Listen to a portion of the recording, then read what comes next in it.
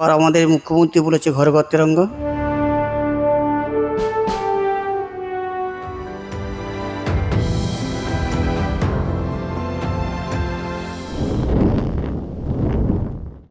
হাওড়ার এই চত্বরে ঢুকলেই মূলত দূর থেকেই চোখে পড়ে এই বাড়ি।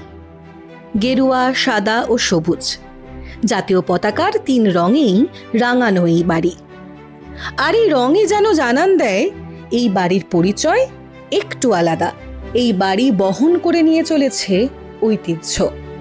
ভারতের স্বাধীনতার বছর থেকেই এই বাড়িতে তৈরি হচ্ছে ভারতের জাতীয় পতাকা।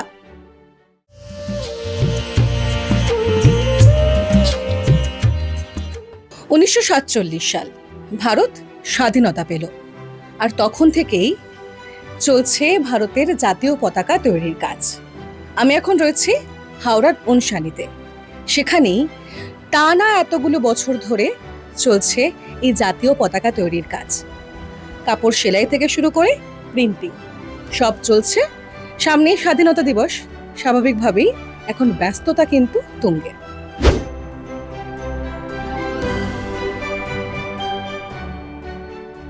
কোথাও কাপড়ের মাপ ঠিক হচ্ছে কাটার জন্য, কোথাও চলছে সেলাই, আবার কোথাও অত্যন্ত যত্নে বসানো হচ্ছে নীল অশোক চক্র। প্রতিটি ধাপে একই লক্ষ্য, জাতীয় পতাকার মর্যাদা অক্ষুণ্ণ রাখা। এই পরিবারের কাছে তেরঙ্গা শুধুই একটি বিক্রয়যোগ্য পণ্য নয়, এটি দেশের সম্মান, স্বাধীনতার স্মৃতি এবং প্রজন্মের পর প্রজন্ম ধরে বহন করে চলা এক অমূল্য ঐতিহ্য। প্রতিটি পতাকা তৈরি হয় নির্দিষ্ট নিয়ম মেনে, কারণ এটি শুধুই কাপড় নয়, এটি দেশের সম্মান।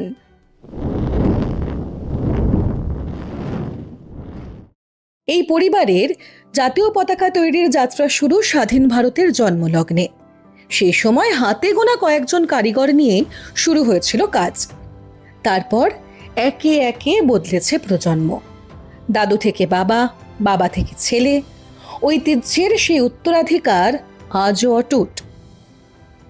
দশকের পর দশক ধরে দেশের নানা প্রান্তে পৌঁছে গিয়েছে এই বাড়িতে তৈরি হাজার হাজার জাতীয় পতাকা। তার উপর হর ঘর তেরঙ্গা কর্মসূচি ঘোষণার পর আরও বেড়েছে চাহিদা।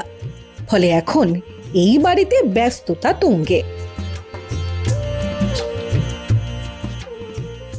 এই যে জাতীয় পতাকা ইতিমধ্যেই তৈরি হয়ে গিয়েছে, এটি হলো খাদির জাতীয় পতাকা। খাদি থেকে শুরু করে সিনথেটিক কাপড়, সব রকমের কাপড় দিয়েই কিন্তু এখানে জাতীয় পতাকা তৈরি হয়। এতগুলো বছর ধরে ক্রমাগত এই কাজই চলছে এই বাড়িতে। এবারে আবার আমাদের মুখ্যমন্ত্রী বলেছে ঘর ঘর তেরঙ্গা, যার জন্য একটু ডিমান্ড একটু বেশি আছে। এবারে 5 মাস ধরে কন্টিনিউ কাজ হয়ে চলেছে। এখান থেকে বিভিন্ন রাজ্যে যায়। বিভিন্ন রাজ্যে বলতে দেখুন, আমাদের বাংলা তো আছেই, আসাম আছে, বিহার আছে, ঝাড়খণ্ড আছে, উড়িষ্যা আছে, ত্রিপুরা আছে, বিভিন্ন রাজ্যে যায়। আচ্ছা, এই যে আমরা দেখছি যে খাদির যেমন কাপড়ের জাতীয় পতাকা তৈরি হচ্ছে, সেরকম সিনথেটিকেরও তৈরি হচ্ছে। কোনটার বেশি চাহিদা, খাদি নাকি সিনথেটিক কাপড়ের? জাতীয় সিনথেটিকটা বেশি চাহিদা। বেশি চাহিদা। খাদিরটা কি তাহলে খাদিরটা অ্যাকচুয়ালি বেশি উড়িষ্যায় যায়, আসাম আর বিহার। আমাদের বাংলার মধ্যে খাদিটা একটু কম চলে। খাদিটা কস্টলি হয়ে যাচ্ছে, দামটা একটু বেশি হয়ে যাচ্ছে, যার জন্য মানুষ সিনথেটিকের দিকে চলে যাচ্ছে। এখন তো একেবারে নাওয়া খাওয়া ছেড়ে শুধু কাজ হচ্ছে, তাই তো? এখন তো আমি এখনো চানই করিনি এখন পর্যন্ত। খাওয়া দাওয়া হয়েছে? না, খাওয়া দাওয়া হয়নি। অর্থাৎ বোঝাই যাচ্ছে একেবারে নাওয়া খাওয়া ছেড়ে এখন একেবারে ব্যস্ততা তুঙ্গে চলছে ভারতের জাতীয় পতাকা তৈরির কাজ।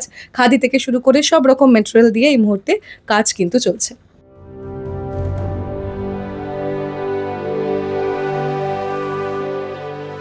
রাজু হালদারের এই বাড়ির বাইরের দৃশ্য যতটা ভালো লাগার, ভিতরের দৃশ্যও কিন্তু অনন্য। সাদা একদম, যে ছাদের রং সাদা, নিচেই গেরুয়া রং করা রয়েছে এবং তার ঠিক পেছন দিকেই রয়েছে সবুজ রঙের দেওয়াল। একেবারে ভারতের জাতীয় পতাকার রঙে রঙিন হয়ে রয়েছে গোটা বাড়ি। বাড়ির বাইরের দৃশ্য হোক, ভেতরের দৃশ্য হোক, একই রকম। এমনকি যে পর্দাগুলো লাগানো রয়েছে সেগুলোও কিন্তু গেরুয়া এবং সাদা। দেশের কোটি কোটি মানুষের কাছে তেরঙ্গা শুধু একটি পতাকা নয়, একটি আবেগ, আত্মপরিচয় আর সম্মানের প্রতীক। আর সেই সম্মানকেই প্রজন্মের পর প্রজন্ম ধরে রেখেছে এই পরিবার।